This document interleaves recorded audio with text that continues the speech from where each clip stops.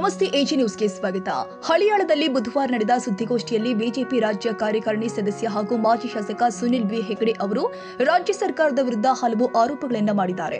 ಗೃಹಲಕ್ಷ್ಮಿ ಯೋಜನೆಯ ಹಣ ವಿತರಣೆಯಲ್ಲಿ ಭಾರಿ ಅಕ್ರಮ ನಡೆದಿದೆ ಎಂದು ಆರೋಪಿಸಿದ ಅವರು ಸುಮಾರು 19,000 ಮಹಿಳೆಯರ ಹಣ ಒಂದೇ ಬ್ಯಾಂಕ್ ಖಾತೆಗೆ ಜಮೆಯಾಗಿದೆ ಎಂದು ಹೇಳಿ ತನಿಖೆಗೆ ಆಗ್ರಹ ಮಾಡಿದ್ದಾರೆ. ದಾಖಲೆಗಳು ಇಲ್ಲದ ಖಾತೆಗಳಿಗೆ ಹಣ ವರ್ಗಾವಣೆ ಮಾಡಿ ಸುಮಾರು 46 ಕೋಟಿ ದುರುಪಯೋಗ ನಡೆದಿದೆ ಅಂತ ಆರೋಪಿಸಿದ್ದಾರೆ. ತಾಂತ್ರಿಕ ತೊಂದರೆ, ದಾಖಲೆಗಳ ಕೊರತೆ ಹಾಗೂ ಮರು ಬಯೋಮೆಟ್ರಿಕ್ ಪ್ರಕ್ರಿಯೆಯಿಂದಾಗಿ ಮಹಿಳೆಯರು ಸಂಕಷ್ಟ ಅನುಭವಿಸುತ್ತಿದ್ದಾರೆ ಎಂದು ಟೀಕಿಸಿದರು.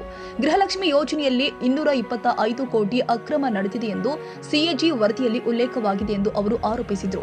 ಗ್ಯಾರಂಟಿ ಅನುಷ್ಠಾನ ಸಮಿತಿಯ ಸದಸ್ಯರಿಗೆ ಮಾತ್ರ ಹಣ ಸರಿಯಾಗಿ ತಲುಪುತ್ತಿರುವುದು ಅನುಮಾನಕ್ಕೆ ಕಾರಣವಾಗಿದೆ ಎಂದು ಹೇಳಿದ್ದಾರೆ. ಈ ಎಲ್ಲ ಆರೋಪಗಳ ಕುರಿತು ಸರ್ಕಾರ ಸಮಗ್ರ ತನಿಖೆ ಮಾಡಬೇಕು ಅಂತ ಒತ್ತಾಯಿಸಿದರು. ಹಳಿಯಾಳದ ಮೌರ್ಯ ಬಾರ್ ಸಮೀಪ ನಡೆದ ಘಟನೆ ಹಾಗೂ ಕಾಲಗಿನ ಕೊಪ್ಪದಲ್ಲಿ ನಡೆದ ನಾಡಬಾಂಬ್ ಪ್ರಕರಣಗಳನ್ನು ಉಲ್ಲೇಖ ಮಾಡಿದ ಅವರು ತಾಲೂಕಿನಲ್ಲಿ ಕಾನೂನು ಹಾಗೂ ಸುವ್ಯವಸ್ಥೆ ಹದಗೆಟ್ಟಿದ್ದು ಅದನ್ನು ಕಾಪಾಡುವಲ್ಲಿ ರಾಜ್ಯ ಸರ್ಕಾರ ಮತ್ತು ಪೊಲೀಸ್ ಇಲಾಖೆ ವಿಫಲವಾಗಿದೆ ಅಂತ ಆರೋಪಿಸಿದ್ದಾರೆ. ಹಳಿಯಾಳ, ದಾಂಡೇಲಿ ಹಾಗೂ ಜೊಯ್ಡಾ ಭಾಗಗಳಲ್ಲಿ ಈ ವರ್ಷ ವಾಡಿಕೆಗಿಂತ ಕಡಿಮೆ ಮಳೆಯಾಗಿರುವುದರಿಂದ ರೈತರು ಸಂಕಷ್ಟದಲ್ಲಿ ಇದ್ದಾರೆ. ಆದ್ದರಿಂದ ಈ ಪ್ರದೇಶವನ್ನ ಬರಪೀಡಿತ ಪ್ರದೇಶ ಅಂತ ಘೋಷಿಸಿ ವಿಶೇಷ ಪ್ಯಾಕೇಜ್ ಹಾಗೂ ಪರಿಹಾರ ಕೊಡಬೇಕು ಅಂತ ಸರ್ಕಾರವನ್ನ ಆಗ್ರಹಿಸಿದರು. ಜನರ ಸಮಸ್ಯೆಗಳಿಗೆ ಸ್ಪಂದಿಸುವ ಬದಲು ಸ್ಥಳೀಯ ಶಾಸಕರು ಸಚಿವ ಸ್ಥಾನಕ್ಕಾಗಿ ಓಡಾಟ ನಡೆಸುತ್ತಿದ್ದಾರೆ ಎಂದು ಟೀಕೆ ಮಾಡಿದರು. ಇದೇ ವೇಳೆ ವಿಶೇಷ ಮತದಾರ ಪಟ್ಟಿ ಪರಿಷ್ಕರಣೆ ಕಾರ್ಯ ನಡೀತಾ ಇರುವ ಹಿನ್ನೆಲೆ ಮತದಾರರು ತಮ್ಮ ವ್ಯಾಪ್ತಿಯ ಬಿಎಲ್ಒ ಅವರನ್ನ ಸಂಪರ್ಕಿಸಿ ಅಗತ್ಯ ದಾಖಲೆಗಳನ್ನು ಸಲ್ಲಿಸಿ ಪರಿಷ್ಕರಣೆ ಕಾರ್ಯಕ್ಕೆ ಸಹಕರಿಸುವಂತೆ ಮನವಿ ಕೂಡ ಮಾಡಿದ್ದಾರೆ.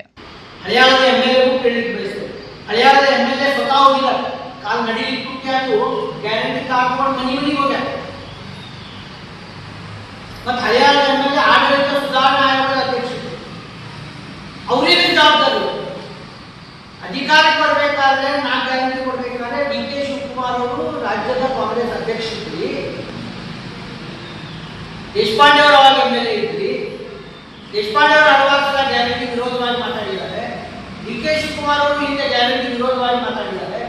ಈಗ ಡಿ.ಕೆ. ಶಿವಕುಮಾರ್ ಅವರು ಪರಿಷ್ಕರಣೆ ಮಾಡ್ತಾ ಇದ್ದಾರೆ ಅಂತ ಹೇಳಿದ್ರೆ ಚುನಾವಣಾ ಪೂರ್ವದಲ್ಲಿಯೇ ಅಧಿಕಾರಕ್ಕೆ ಬಂದು ಸರ್ಕಾರದ ಹಣವನ್ನು ಲೂಟಿ ಮಾಡಬೇಕು ಅನ್ನುವಂಥ ಉದ್ದೇಶದಿಂದ ಈ ಗ್ಯಾರಂಟಿ ಕೊಟ್ಟಿದ್ರೆ ವಿನ ಜನರಿಗೆ ಲಾಭ ಆಗುವ ನಿಟ್ಟಿನಲ್ಲಿ ಕೊಟ್ಟಿದ್ದಂಥ ಗ್ಯಾರಂಟಿಗಳಕ್ಕೆ ಅಲ್ಲ. ಎಷ್ಟು ನಿಷ್ಕಾಳಜಿಯಿಂದ ಗ್ಯಾರಂಟಿ ಒಳಗಂದ್ರೆ 19,000 ಜನರಿಗೆ ಒಂದೇ ಅಕೌಂಟ್, 19,000 ಜನರಿಗೆ ಒಂದೇ ಅಕೌಂಟ್, ಒಂದೇ ಅಕೌಂಟಿಗೆ 19,000 ಜನರಿಗೆ 2,000 ರೂಪಾಯಿ. ಯಾವಾಗ 1 ತಿಂಗಳಲ್ಲಿ ಗ್ಯಾರಂಟಿ ಶುರು ಆಗಿದೆ. 19,000 ಜನರಿಗೆ ಡಬಲ್ ಪೇಮೆಂಟ್ ಆಗಿದೆ. ಸಾಧಾರಣ 60 ಕೋಟಿವರೆಗೂ ಡಬಲ್ ಪೇಮೆಂಟ್ ಆಗಿದೆ. 46 ಕೋಟಿ ದುಡ್ಡು ಏನೂ ದಾಖಲಾತಿಗಳಿಂದ ಜಮಾ ಆಗಿದೆ. ಬೀದರ್ ಇವತ್ತು ಖರ್ಗೆ ದೊಡ್ಡವರು ಮಾತಾಡ್ತಾರೆ. ಖರ್ಗೆ ಅವರ ತವರಲ್ಲಿ 9,156 ಸತ್ತವರ ಅಕೌಂಟಿಗೆ ದುಡ್ಡು ಜಮಾ ಸತ್ತೋಗ್ಯಾರು. ಇಡೀ ಕರ್ನಾಟಕ ರಾಜ್ಯದಲ್ಲಿ 1,65,000 ಜನ ಮೃತರ ಅಕೌಂಟಿಗೆ ದುಡ್ಡು ಜಮಾ ಆಗಿದ್ದು ರೆಕಾರ್ಡ್ ಮಾಡಿಲ್ಲ ಆಲ್ರೆಡಿ. ಸಿಎಜಿ ವರದಿ ಒಳಗೆ ಒಂದು ಮ್ಯಾಲಿನ ಮೇಲೆ ನೋಡಿ ಹೇಳಿದ್ರು 225 ಕೋಟಿ ಇದರಲ್ಲಿ ಅವ್ಯವಹಾರ ಆಗಿತ್ತು ಅಂತ ಹೇಳಿ.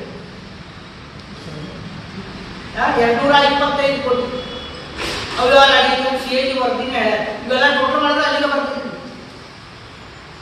ಇದರ ಹೊರತಾಗಿ ಸುದ್ದಿಗೋಷ್ಠಿಯಲ್ಲಿ ಮಂಡಲ ಅಧ್ಯಕ್ಷ ವಿಠಲ್ ಸಿದ್ದಣ್ಣವರ ಸೇರಿ ಮಾಂಗೇಶ್ ದೇಶಪಾಂಡೆ, ಸಂತೋಷ ಘಟಕಾಂಬಳೆ, ಯಲ್ಲಪ್ಪ ಹೇಳವಾರ್, ಯಲ್ಲಪ್ಪ ಹೊನ್ನೋಜಿ, ತಾನಾಜಿ ಪಟ್ಟೇಕರ್, ಶಾಂತ ಹಿರೇಕರ್, ರತ್ನಮಾಲಾ ಮೋಳೆ, ಮಾಲಾ ಹುಂಡೇಕರ್, ಸಹದೇವ ಮಿರಾಶಿ, ಉದಯ್ ಜಾಧವ್, ಪ್ರಶಾಂತ್ ನಾಯಕ್, ಸಂತಾನ ಸಾವಂತ್, ಪ್ರದೀಪ್ ಹೇರೇಕರ್, ಕುಮಾರ್ ಕಲಬಾವಿ ಹಾಗೂ ಇತರ ಮುಖಂಡರು ಉಪಸ್ಥಿತರಿದ್ದರು. Sadiq Mulla, AG news, Haliyal.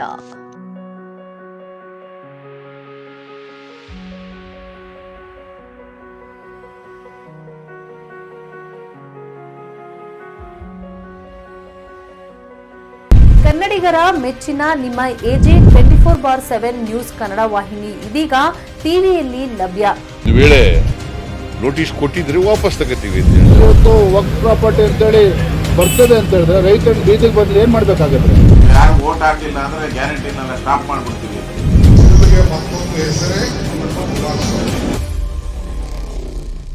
ಕರ್ನಾಟಕ ಮತ್ತು ದೇಶ ವಿದೇಶ 360 ಡಿಗ್ರಿ ಸುದ್ದಿ ಹಾಗೂ ಉತ್ತರ ಕರ್ನಾಟಕ, ಬೆಳಗಾವಿ, ಬಾಗಲಕೋಟೆ, ಧಾರವಾಡ, ಹಾವೇರಿ, ಗದಗ, ಬಿಜಾಪುರ ಜಿಲ್ಲೆಯ ಕ್ಷಣ ಕ್ಷಣದ ವಿವರವನ್ನ ಪಡೆಯುವುದಕ್ಕೆ AJ 24/7 ನ್ಯೂಸ್ ಕನ್ನಡ ವಾಹಿನಿಯನ್ನ ಲೈಕ್ ಮಾಡಿ, ವಿಡಿಯೋಗಳನ್ನ ಶೇರ್ ಮಾಡಿ, ಕಮೆಂಟ್ ಮಾಡುವ ಮೂಲಕ ನಮ್ಮ ವಾಹಿನಿಗೆ ಸಹಕಾರ ನೀಡಿ ಮತ್ತು ಚಾನೆಲ್ ಅನ್ನ ಸಬ್ಸ್ಕ್ರೈಬ್ ಮಾಡಿ. ಧನ್ಯವಾದಗಳು.